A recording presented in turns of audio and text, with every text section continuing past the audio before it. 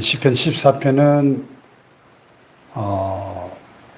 예루살렘 성전이 파괴되고 남유다 나라가 BC 586년에 바벨론 제국의 느부갓네살의 침략에 의해서 완전히 멸망을 당하죠. 그때 느부갓네살이 그 예루살렘에 있던 그 아름다운 황금 성전, 솔로몬이 백향목으로 아름답게 지었던 그 황금 성전을 철저하게 파괴시키죠. 심지어는 불을 질러서 완전히 잿더미로 만들어 버립니다. 네, 그때의 광경을 아주 생생하게 마치 영화의 한 장면을 보는 것처럼 오늘 본문에서 잘 묘사하고 있죠. 그래서 여기 5절에 보면 그들은 마치 도끼를 들어 삽림을 베는 사람 같습니다.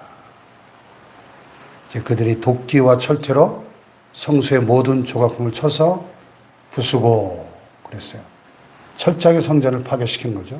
심지어는 주의 성소를 불사르며 주의 이름이 계신 곳을 더럽혀 땅에 엎었나이다. 그랬어요.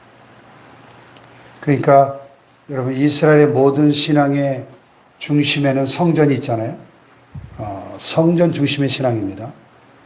근데 그들이 그렇게 신성시하던 성전이 파괴되고 불에 타 잿더미가 되는 그 모습을 보면서 그들이 이스라엘 백성들이 느꼈을 그 충격, 그 상실감은 우리 상상을 초월하는 거죠. 그래서 여기 1절에 보면 하나님이여 주께서 어찌하여 우리를 영원히 버리시나이까? 어찌하여 주께서 기르시는 양을 향하여 진노의 연기를 뿜으시나이까?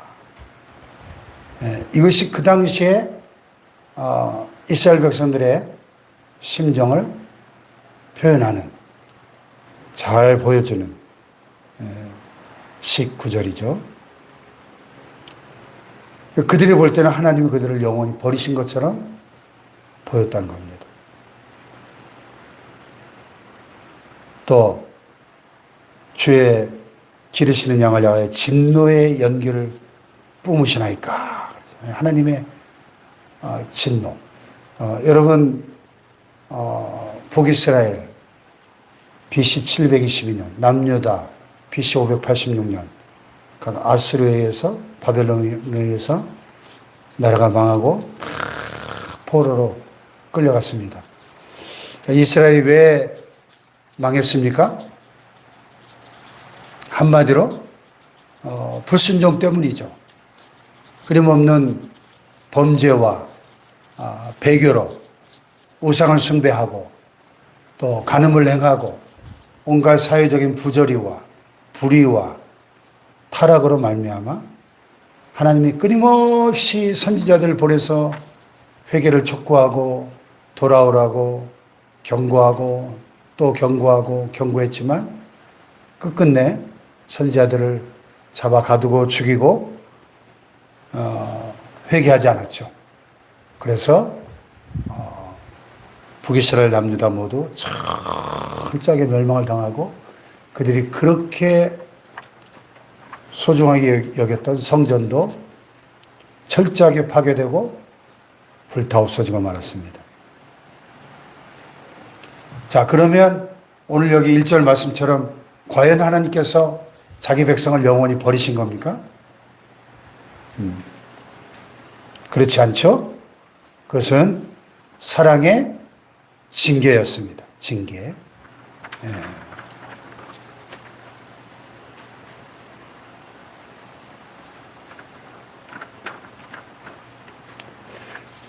그런데 이제 이스라엘 백성들 입장에서는 모든 것이 사라지니까 우리의 표정은 보이지 아니하며 선지자도 더 이상 없으며 이런 일이 얼마나 오래는지 우리 중에 아는 자도 없나이다. 완전히 하나님의 영광이 떠나버린 것 같은 그런 절망감이죠. 아무런 표적도 보이지 않고 선지자도 더 이상 없고 또 이런 절망적인 상황이 얼마나 오래 갈는지도 우리 중에 아는 자가 아무도 없었습니다.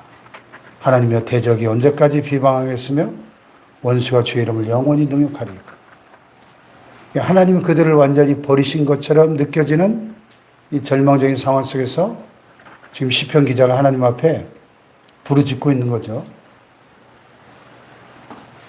예.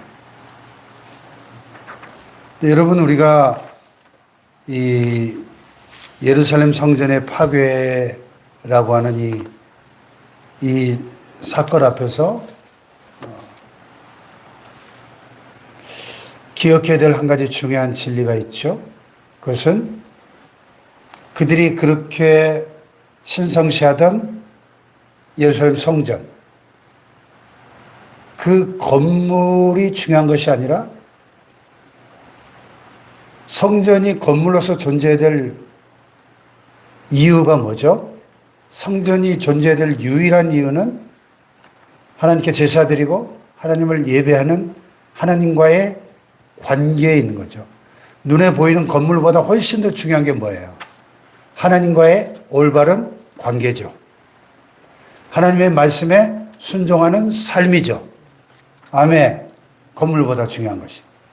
그런데 우리가 이사야서를 비롯해서 그 선지서들을 쭉 읽어보면 예레미야서도 그렇고 소선지자들 쭉 읽어보면 이스라엘 백성들의 신앙생활의 가장 큰 문제가 뭡니까? 그들이 이 백성이 입술로는 나를 존경하되 마음은 내게서 멀도다 그랬거든요.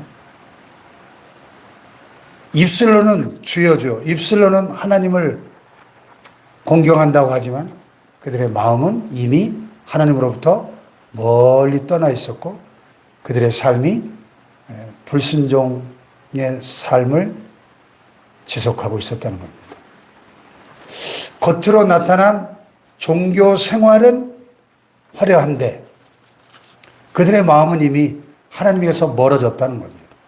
그들의 삶은 이미 하나님의 말씀에서 멀리 떠나 있는 불순종의 삶이었다는 거예요. 그러면 그 성전이 무슨 필요가 있고 그 성전에서 행해지는 모든 그 종교의식, 종교 생활은 아무런 가치가 없고 의미가 없는 것이 되고 말았다라는 것이죠. 건물보다 중요한 것은 하나님과의 올바른 관계였다는 거죠. 예. 오늘날도 마찬가지예요. 성전은 너무 중요하죠. 성전은 우리의 신앙생활의 중심에 있습니다. 그러나 건물로서의 성전보다도 훨씬 더 우리가 본질적으로 중요하게 생각해야 될 것은 하나님과의 관계, 말씀에 대한 순종의 삶이죠. 할렐루야. 그래서 우리 한국교회도 지난 140여 년의 역사 속에 많은 성전들이 건축되어졌습니다. 참 아름다운 성전들이 전국 방방 곳곳에 얼마나 많이 세워졌습니까? 그런데 성전을 웅장하게 화려하게 아름답게 건축하는 것도 참 귀한 일이지만 그것보다 훨씬 더 중요한 것은 하나님과의 올바른 관계와 하나님의 말씀을 순종하고 또 하나님을 경외하는 삶인데 성전을 건축해 놓고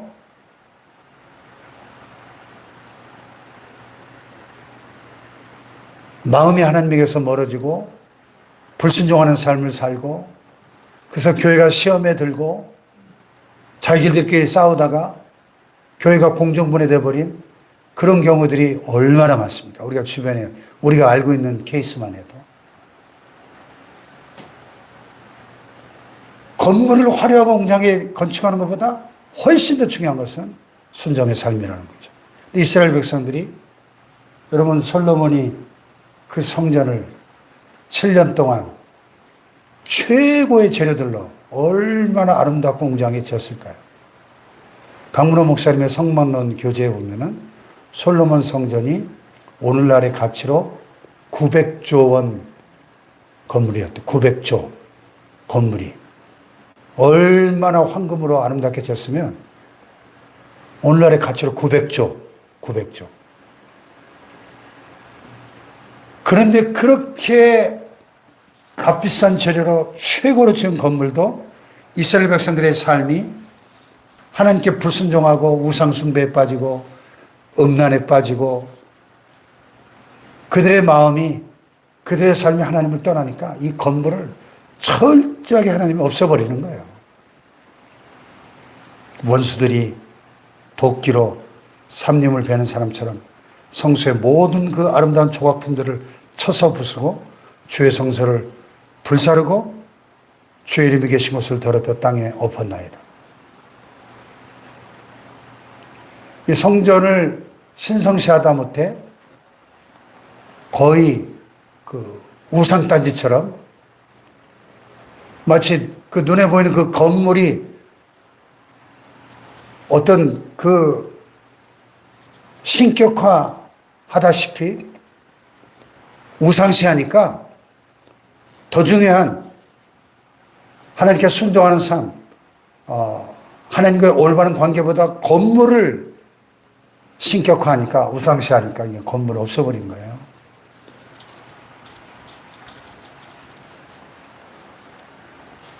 그들이 포로에서 70년 만에 귀환해가지고 스룹바벨 총독의 리더십 아래서 성전을 재건하잖아요. 제2성전. 그리고 나중에 헤롯 대왕이 유대인들의 환심을 사기 위해서 46년에 걸쳐서 어마어마하게 그 성전을 증축하고 정말 제1성전, 솔로몬 성전 못지않게 정말 웅장하게 증축을 합니다. 그래서 예수님 당시에 제자들이 예수님한테 막 성전을 자랑하잖아요. 주님 보세요. 이 성전 참 대단하지 않습니까? 그때 예수님께서 뭐라 그랬죠?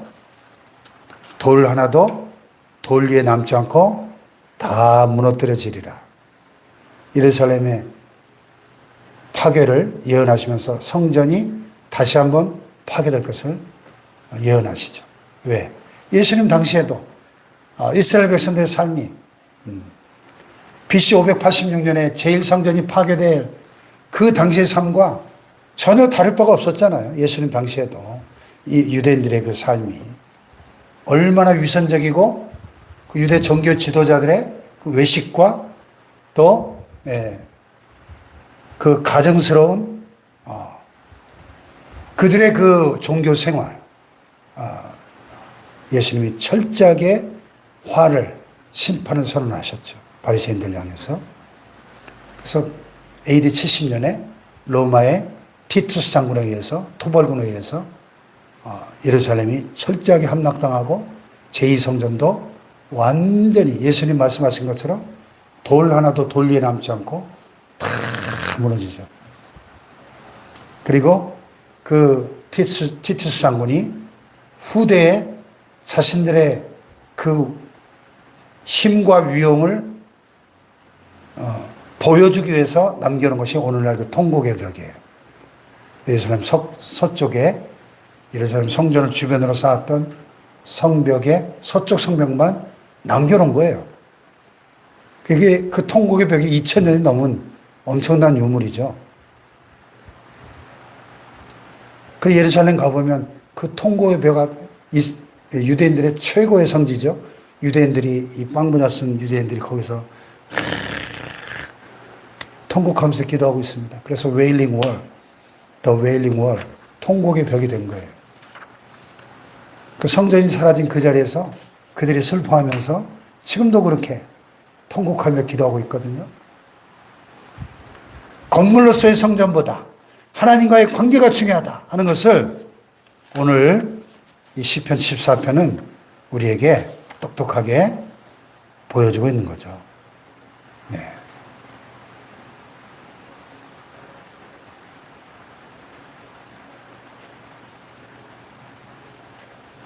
그리고 하나님이 진노하셨지만 자기 백성을 영원히 버리신 것이 아니었다는 거죠.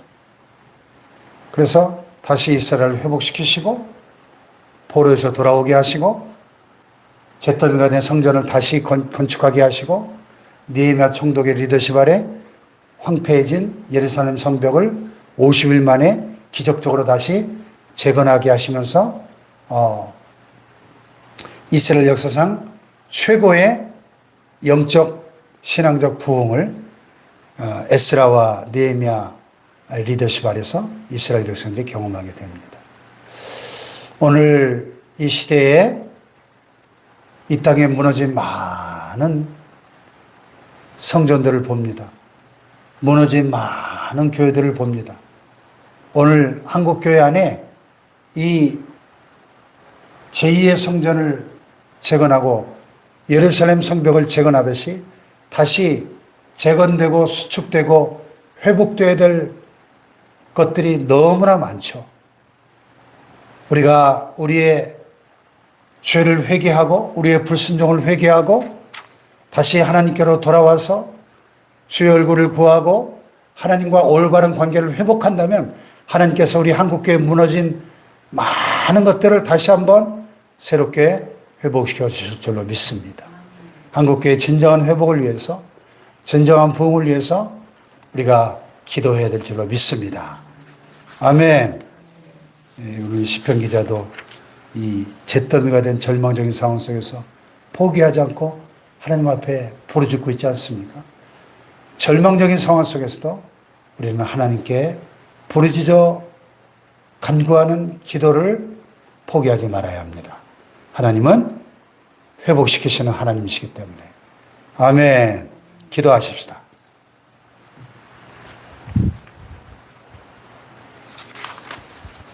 오늘 이 시대에도 우리에게 이 기도가 필요합니다. 이 시편 74편 이 아삽의 시를 통해서 그가 절망적인 상황 속에서 모든 것이 잿더미가 되고 사라진 상황 속에서 하나님 앞에 울부짖는 이 간절한 기도, 회복을 위한 기도가 오늘 우리 한국교회에도 우리 삶 속에도 이 회복을 위한 기도가 필요한 때인 줄로 믿습니다. 하나님이 이 민족 가운데 한국교회 안에 진정한 회복과 부흥을 허락하여 주시옵소서. 내일 6월